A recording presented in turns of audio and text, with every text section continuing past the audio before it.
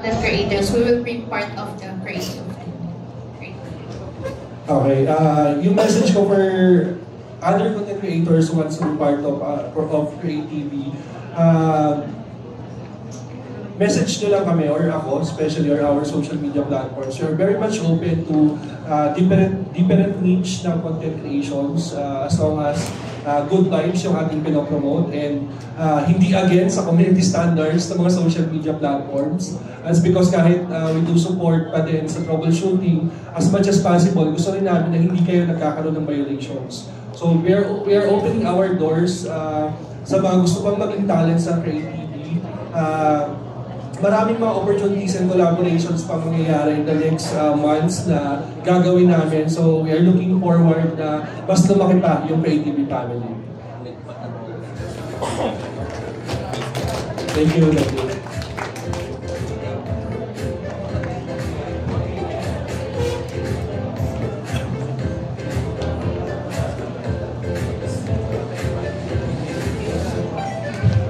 Thank you so much. We have one more question here for this afternoon. And this is Albert Ryan from Chicanes Avenue.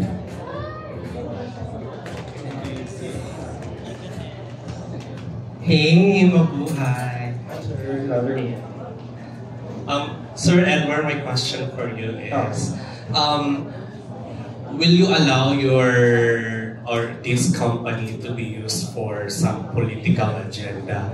Because or propaganda, kasi ganun din naman yung naging direction ng ibang mga content creators.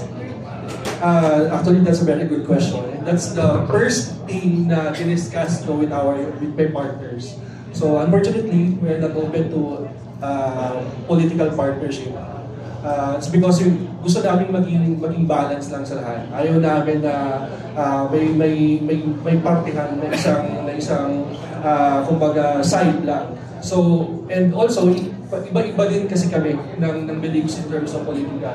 So, each and everyone, especially with the partners, with the other content creators, nire-respeto namin yung political views ng isa't isa. So, as much as we want na mag-stand sa isang political vision or political industry or side lang, I want to apologize because yun nga po, directly I want to tell you na as of the moment we are not open for political partnership. So more on lang kami, good vibes, balance muna. Since nagsisimula yung company, ayaw namin magsunog ng bridges sa mga possible industry and connections na makakasalamuhan namin along the way. And ready ka na ba for crisis management? Kasi syempre maraming mga issues din yung mga content creators, or is that part of the scope na i-handle yun? Yes, technically very much ready kami dyan. Paghahandaan namin yung mga ganyan. Because katulad nga nung sabi ko, hindi namin nasasakop lahat ng mga ideas as long as ng mga deliveries ng kanilang mga contents. But part of the company and part of the services and duties ng company sa aming mga content creators is yung crisis management. So naka-ready kami to if ever magkaroon ng mga ganyan. Or kailangan yung side ng company for that particular matter. And last lang sa'yo, how generous yung hatian? Hatian saan yan, sir?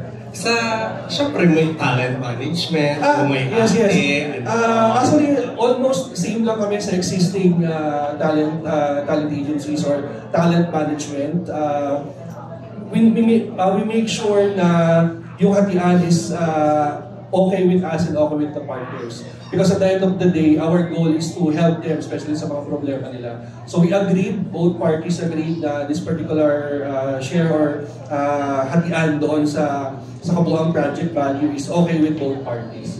So looking forward, as you can see na yun nga po maraming mga talents because for sure they agreed doon sa ating naging hatian doon sa potential na collaboration sa mangyayari in the future. So parang more on sa collaborations yung hatian, hindi yung sa main talaga. Yes, I want to clear that also. Wala po kaming hati. Ang creative man, good question yan, sir. I appreciate that. Just to make things clear po sa lahat and also sa mga aspiring and pupunta po or lalapit sa company, wala po kaming cut sa monetization. Okay? We respect yung ating mga content creators, kung gaano kahirap yung ginagawa nilang contents. Lahat po ng kinikita nila sa kanilang social media platforms, sa kanila po yun buong buo. Okay? Ang amin lang po is the brand collaborations because we want to offer them with so much opportunity for the business brand collaborations. Yun yung gusto namin i-build pa or i-add up pa dun sa kanilang value as content creators. Thank you. Thank you for explaining that. Congratulations. Ano na lang kay Sir Gavin. Tama ba yung CMO, Chief Marketing Officer? Tama ba? Yes. Taray. And congratulations. Ganyan. So, like, with that role, will you helping also like checking with other content creators on how they market themselves or paano mo siya i-approach? Hindi po ako nakakatulong talaga. Ano sir, paano ba to? Para po kasi siyang kusang darating eh. Actually, hindi naman po talaga kami yung sobrang naghahanap ng kusa po siyang dumarating and kung sino po yung nasa mainstream na yun nga po, capable yung personality pagdating sa company, bulsa, ganyan po. Kasi, syempre po, may mga bago dyan na papaangat na.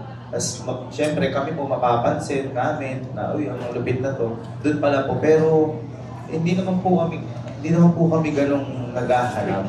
And hindi rin kami, yun po, stricto.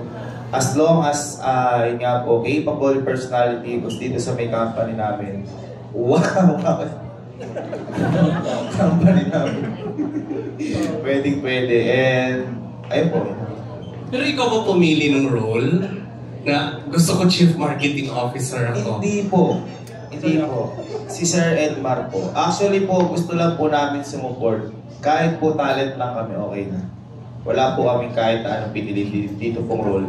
Naniniwala lang po kami sa vision ni Sir Edmar. And natuwa din po kami dahil nilagay kami sa role na yun. And I'm praying na sana makatulong po kami ni Kuya Norbin para sa roles na binigay po sa amin. Kasi hindi po siya biro, hindi po biro humawak ng kumpanya. And sa posisyon ko po CFO, hanggang ngayon po hindi ko po alam yung meaning ng CFO. Kaya yun po yung unang ko assignment pag uwi ko, ano yung CFO. Alam ko, corn beef yun. Last na lang, so paano mo ngayon babalansehin yung doing contents plus this new role, plus of course, mas marami pang opportunities na dumadating sa'yo. Ito po yung pinakamaganda sa Creative and kay Sir Edmar. Wala po kami pressure dito. No pressure at all. Kung may ideas ka, bato mo. Kung wala, okay lang.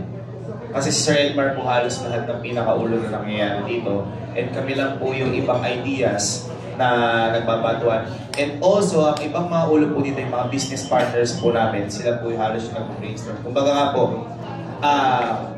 hindi po dahil nandito ako, uy, dapat yung kay Kevin yung idea. Wala pong ganun. Lahat po. Actually po, honestly, hindi po kami ganung nakakapag ambag. Most of them are business partners, ganyan. Kaya po, sobrang thankful din po kami kasi no pressure at all po dito. Hindi po kami nahihirapan and wala po naapektuhan sa oras po namin pagdating. Nakakatulong pa nga po sila dahil kinakamusta po nila kami. Thank you. Last na lang, Sir Norbin, magkano sweldo ng isang COO? Ay, magkano na sa akin mo? Share mo ba? Magkano daw? Saan pa tayo dito? Basta sakto lang.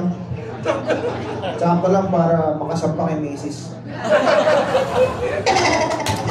Pero ano yung first thing that you did as a COO? Ano yung direction na gusto mong gawin for your role in this organization?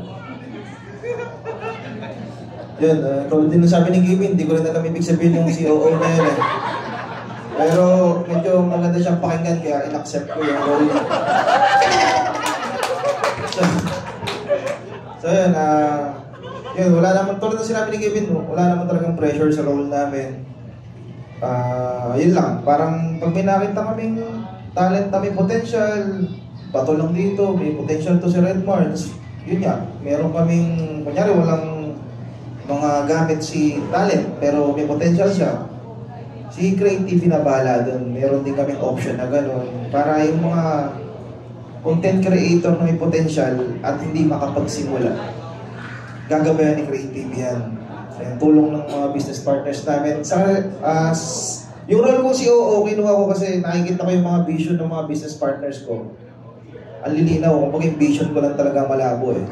So maraming salamat po. Basically yun yung vision ko malabo. Tulad yan, blurred kayo sa akin. Para akong nasa Japan. Thank you so much. Congratulations. More years. I think that's it, and we've heard from the big three and the media partners.